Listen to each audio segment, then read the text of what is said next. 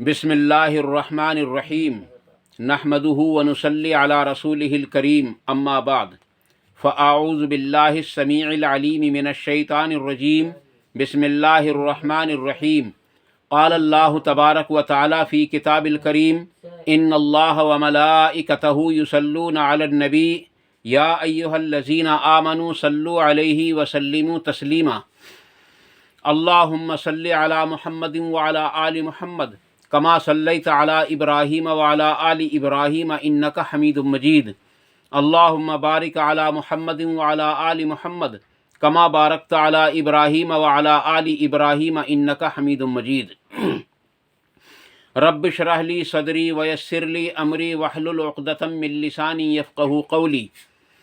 ربنا آتنا فی الدنیا حسنۃ وفی الآخرۃ حسنۃ وقنا عذاب النار ربنا آتنا من لدنک رحمۃ وہیئ لنا من امرنا رشدا۔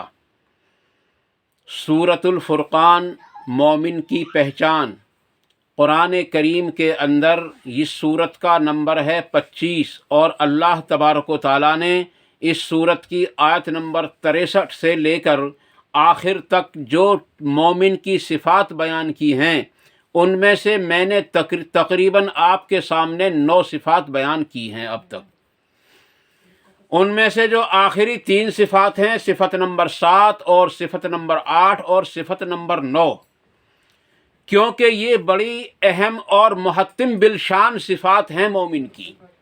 اس لیے اللہ تبارک و تعالیٰ نے ان 3 صفت کو بیان کرنے کے بعد اس سے اگلی آیات کے اندر اگلی صفت کو بیان کرنے سے پہلے ان 3 چیزوں پر روشنی ڈالی ہے۔ اس لیے عزیز دوستو، میں بھی آپ کے سامنے کچھ مختصر سا اس کے بارے میں مختصر سا آپ کے سامنے میں کچھ اپنی رائے اور قرآن کریم کا حکم آپ کے سامنے رکھنا چاہتا ہوں، اور اس میں تھوڑا بہت اپنی طرف سے آپ کو سمجھانے کی بھی کوشش کروں گا۔ اپنی رائے نہیں بلکہ سمجھانے کی کوشش کی جائے گی۔ عزیز دوستو،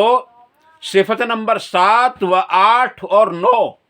یہ صفت ایسی صفت ہے مومن کی جو بہت بڑی اور بڑی اہم ترین صفت ہیں، کیونکہ اگر ان 3 صفت کے اوپر آدمی آ جائے گا تو یقیناً اللہ تبارک و تعالیٰ کا برگزیدہ بندہ بن جائے گا۔ وہ نمبر 1، اللہ تبارک و تعالیٰ کے ساتھ وہ کسی کو پکارتے نہیں ہیں۔ اللہ تبارک و تعالیٰ نے قرآن کریم کے اندر کئی مقامات پر اس چیز پر وعدہ کیا ہے کہ میں ان لوگوں کی معافی نہیں کروں گا جو اللہ تبارک و تعالیٰ کے سوا، یعنی اللہ کی ذات کے سوا کسی اور دوسری چیزوں کو پکارتے ہیں۔ آج ہم ایمان والے ہو کر کتنی ساری چیزوں کو پکارتے ہیں، اور ہم نے کتنے سارے خدا بنا رکھے ہیں، اور ہیں ہم پکے موحد، یعنی اللہ تبارک تعالیٰ کی وحدانیت پر قائم۔ لیکن عزیز دوستو، اس کو اللہ تبارک تعالیٰ کی وحدانیت پر قائم رہنا نہیں کہا جاتا جب تک خالص اللہ تبارک و تعالیٰ کو چاہے عبادت کے لیے پکارا جائے اور چاہے دعا کے لیے پکارا جائے۔ بعض لوگ یہ سمجھتے ہیں کہ عبادت تو صرف اللہ ہی کی ہے، لیکن دعا دوسروں سے بھی کی جا سکتی ہے، اور اللہ کے نبی صلی اللہ علیہ وسلم نے ارشاد فرمایا کہ دعا جو ہے یہی تو عبادت کا مغز ہے، یہی تو عبادت کا مغز ہے۔ ایاک نعبد و ایاک نستعین، کہ دعا بھی اسی سے کی جاتی ہے جس کی عبادت کی جاتی ہے، کسی اور سے دعا نہیں کی جا سکتی۔ دوسرے فرمایا کہ وہ ان کی ایک پہچان یہ ہے کہ وہ ناحق کسی کو قتل نہیں کرتے، وہ ناحق کسی کو قتل نہیں کرتے، کیونکہ قیامت کے قریب کچھ ایسے قاتل اور مقتول ہوں گے کہ ان میں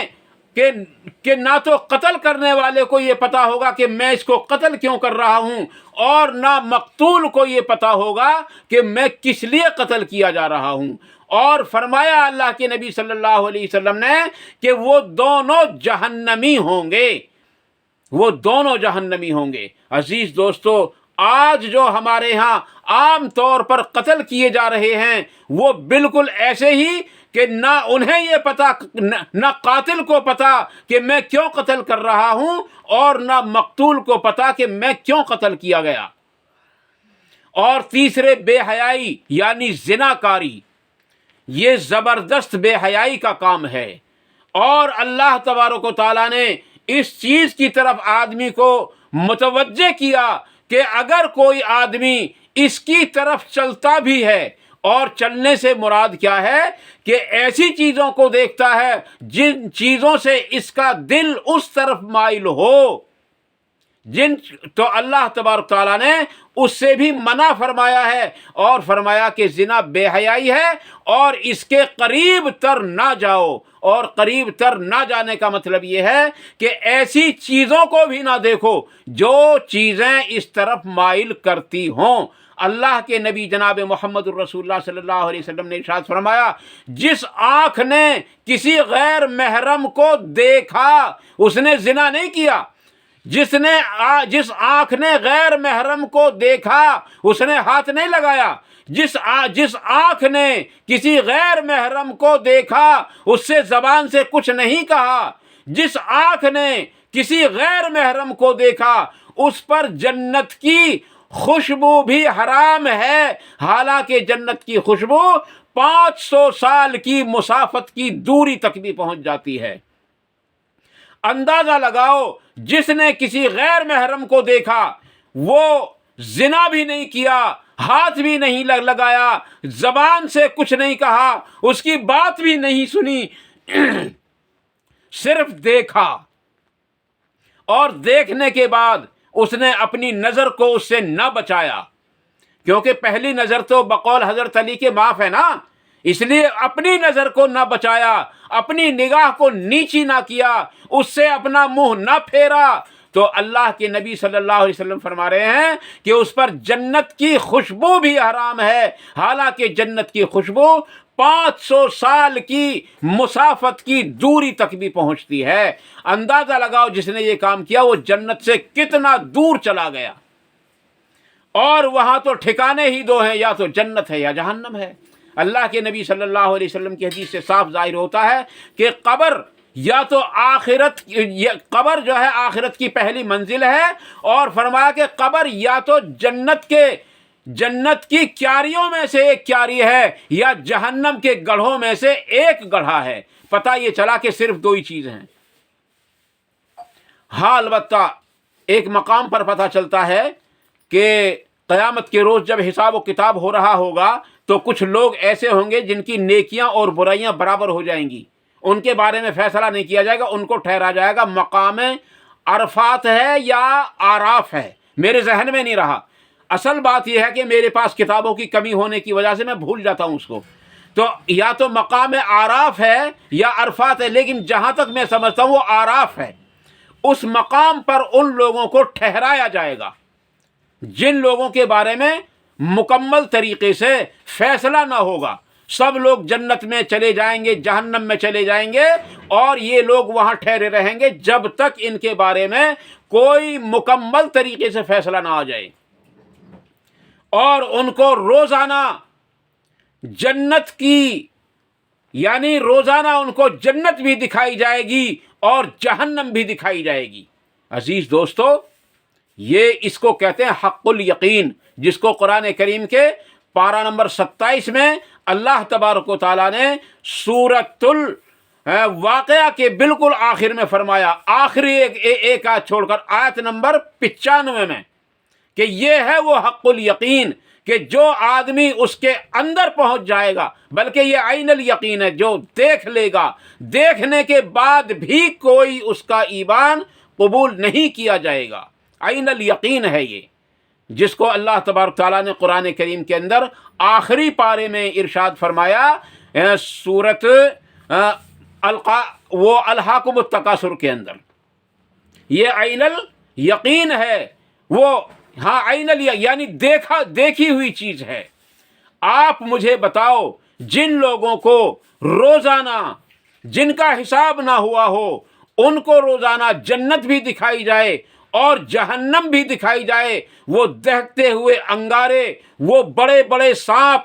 खच्चर के जैसे और बड़े बड़े बिच्छू खच्चर के बराबर और बड़े बड़े सांप ऊंट जैसी गर्दनों के जैसे मोटे बड़े बड़े अजदहे उनके सामने दिखाए जाएं और उनको बताया जाए कि इनमें से एक के बारे में तुम्हारा फैसला होगा, उन पर क्या गुजर रही होगी। अल्लाह की कसम वो ऐनल यकीन है। अगर हम इल्मल यकीन करें जिसको अल्लाह तबारक ताला ने इसी सूरत के अंदर फरमाया, आज भी तो हमारे सामने कुरान और आज भी तो हमारे सामने अहदीस मौजूद हैं और वो हमको बता रहे हैं कि अगर तुम बुरे काम करोगे तो ये होगा और अच्छे काम करोगे तो ये नेमत आपको मिलेगी। लेकिन आज हम उस पर तवज्जो नहीं देते क्योंकि हमने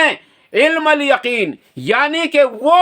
जिस चीज़ का अल्लाह रब्बुल आलमीन ने, जिस चीज़ का नबी अकरम सल्लल्लाहु अलैहि वसल्लम ने खबर दे दी और हमें इल्म हो गया, लेकिन हमें उस इल्म पर यकीन नहीं हो रहा है। लेकिन उस वक्त होगा आइनल, जब वो देख लेंगे फिर वो उनके साथ क्या गुजरेगी। काश जो कैफियत वहाँ उन लोगों की होगी, हमारी कैफियत भी ऐसी इसी दुनिया के अंदर हो जाए तो कितना अच्छा हो कि आदमी का गुनाहों से बचना उसके लिए बहुत आसान हो जाएगा अगर कोई आदमी ऐसा हो जाए तो अजीज दोस्तों, पता ये चला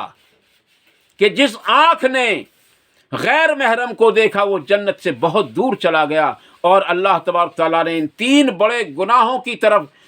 इशारा करके फरमाया कि वो हमेशा के लिए जहन्नम में चले जाएंगे और वो कभी बख्शे नहीं जाएंगे। अल्लाह ताला फरमाता है कि वो जहन्नम के अंदर जाएंगे इल्ला ये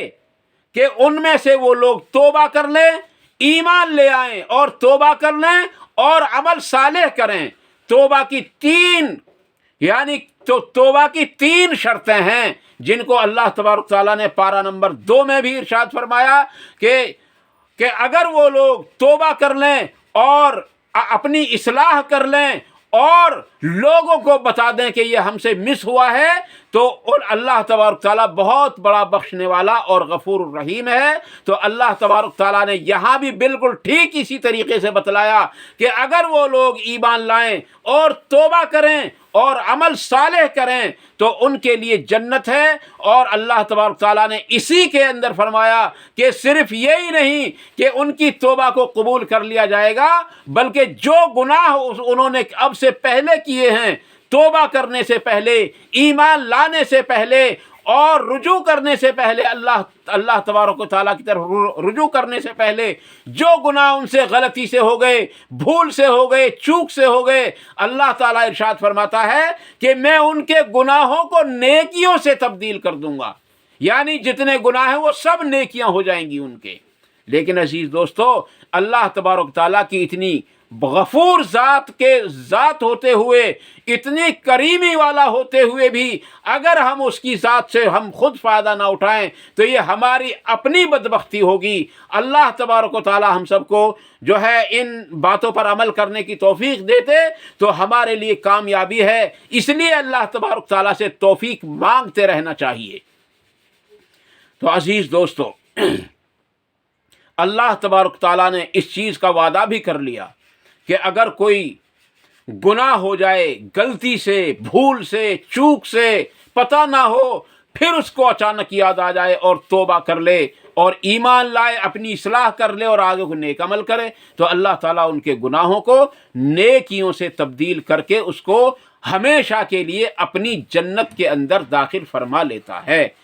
देता है। अल्लाह ताला मुझे और आपको इन मुख्तसर सी बातों पर अमल करने की तौफीक अता फरमाए। और अल्लाह तबारक व तआला से दुआ है कि जितनी बातें हक़ मेरी ज़बान से निकली हैं, अल्लाह ताला उन सब पर हमको अमल करना आसान फरमाए, उनको हमारे दिलों के अंदर रासिख फरमाए, उन पर अमल करने की तौफीक अता फरमाए और उन पर अमल करना आसान फरमाकर उन पर अमल करने के मौके भी अता फरमाए। और अगर जज्बात में कोई बात गलत निकली है, निकल ही जाती हैं, इंसान हूँ, गलती का पुतला हूँ, अज़ीज़ दोस्तों, अल्लाह तबारक ताला से दुआ करें कि अल्लाह ताला हमारे दिलों से उनको धो धो कर निकाल दे और बिल्कुल साफ़ कर दे और हमें सही तरीके से कुरान اور صحیح طریقے سے احادیث صحیحہ کی طرف جو ہے متوجہ فرمائے اور ان پر عمل کرنے کی توفیق عطا فرما دے۔ وآخر دعوانا ان الحمد للہ رب العالمین۔ سبحان ربک رب العزت عما یصفون وسلام علی المرسلین والحمد للہ رب العالمین۔ والسلام علیکم ورحمۃ اللہ تبارک و تعالی وبرکاتہ۔